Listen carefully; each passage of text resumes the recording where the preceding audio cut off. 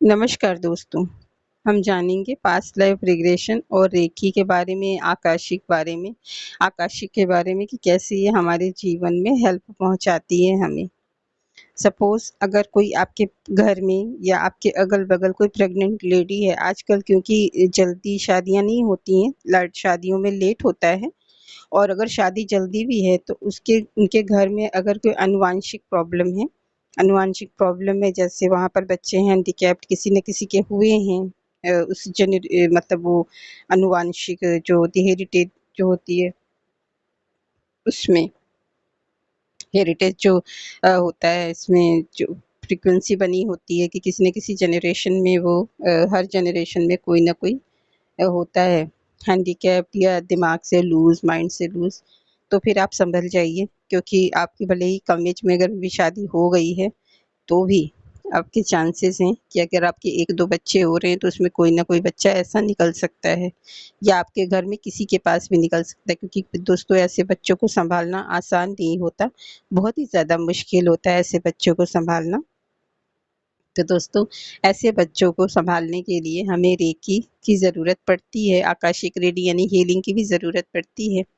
तो ऐसे बच्चों को आप कितनी भी आप उसके फिज़िकल लेवल के लिए दवाइयाँ दे पाएँगे, जैसे उसे फ़ीवर हो गया, अब वो बोल नहीं पा रहा है तो आप उसको देखें, है ना? लेकिन वो अंदर ही अंदर फ़ीवर ठीक होने के बाद भी सफ़र करता रहता है दवाइयों के थ्रू। दोस्तों दवाइयों के थ्रू सफ़र करता रहता है, तो क्योंकि हमारा जो टॉपिक है वो थोड़ा सीरियस भी होता है, तो उसमें हमें ऐसा लगता है कि मुस्कुराहट तो आ नहीं पाती है। तो तो जो बच्चा होता है वो दवा से ठीक होता है, उसके बाद भी वो अंदर ही अंदर सफ़र कर रहा होता है, क्योंकि ना वो चल पा रहा होता है, ना वो खा पा रहा होता है, ना वो अपने इमोशन को बता पा रहा होता है, क्योंकि उसके अंदर इमोशन जनरेट हो रही होती है, लेकिन वो बता नहीं पा रहा होता है। तो रेकी के थ्रू, पास्ट लाइफ रिग्रेशन के थ्रू हम उसके इमोशन को समझ पाते हैं कि वो क्या सोच पा रहा है। अब ऐसे में बच्चे का तो पास्ट लाइफ रिग्रेशन नहीं की जाएगी, तो उसकी पेरेंट्स की जाएगी, ब्लड रिलेशन में कोई भी उसके पास हो और उसके साथ क्या करें, क्या ना करें, कैसे करें, है ना? क्योंकि अब वो पता नहीं कितनी लाइफ लेकर आया है। मैंने ऐसे भी देखा है जो 51 इयर्स के हो गए हैं और बिल्कुल बच्चे हैं, पर हाँ, ये कह सकते हैं कि थोड़ा चल लेते हैं। तो ऐसे में बहुत प्रॉब्लम होती है, तो उनकी जो मदर हैं, क्योंकि ऐसे बच्चों को तो आप पढ़ाते-लिखाते भी नहीं हैं, ना तो उन्हें कोई फ़ैशन करना है, ना उन्हें कोई मोबाइल चाहिए, ना उन्हें कोई कपड़े चाहिए, ना खाने की वैरायटी चाहिए, ना आपको उन्हें होटल में ले जाके खिलाना है, आपको उनके पीछे कोई पैसा नहीं खर्च करना है। तो दोस्तों उनके पीछे उनके ट्रीटमेंट में पैसा खर्च करना चाहिए।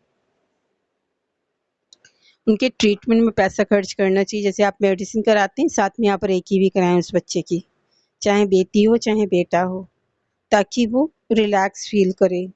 जिसे कहते हैं ना किसी की कोई बहुत बूढ़ा भी हो गया है, अगर उसके शरीर भी छूटने वाले हों, तो आराम से छूटे, तकलीफ़ में ना छूटे, इसके लिए हम उसे मेडिकल ट्रीटमेंट देते हैं, हॉस्पिटल में रखते हैं, उसके लास्ट स्टेज तक उसे आईसीयू में रखते हैं, है ना? तो फिर भी हम उसे वो कम्फ़र्ट नहीं दे सकते जो वो अंदर सफ़र कर रहा होता है, क्योंकि ज़बान तो बंद हो जाती है। लेकिन रेकी एक ऐसी विधि है कि उसमें वो कम्फ़र्ट मिल जाता है। क्यों मिल जाता है? क्योंकि जो हमें सफ़रिंग होता है हमारे कार्मिक अकाउंट के कारण होता है वो सफ़रिंग। जो रेकी है वो हमारे कार्मिक अकाउंट को कट करता है, काटता है उसे, उस लेवल पे जाकर।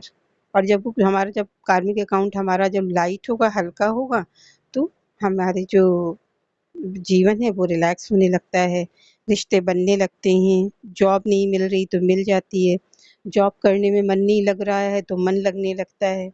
तो दोस्तों इसलिए पास्ट लाइफ रिग्रेशन रेकी हमारे लिए बहुत कारगर है। तो जैसे मैं बात कर रही थी कि अगर कोई प्रेग्नेंट लेडी है और आपके घर में किसी न किसी जनरेशन में ऐसे बच्चे हुए हैं, तो बहुत ज़्यादा हाईली रिस्क होता है कि ऐसे बच्चे हो सकते हैं आपको।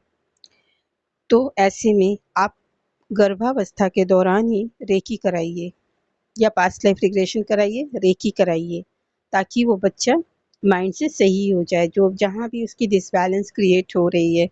ऐसा तो नहीं है कि इकट्ठा ही बन जाएगा, धीरे-धीरे बनता है ना, 9 मंथ में पूरा प्रोसेस होता है। तो शुरू से ही उसकी रेकी कराई, क्योंकि बच्चा शुरू से बनने लगता है और लगभग 6 या 7th मंथ तक तो वो बन ही रहा होता है।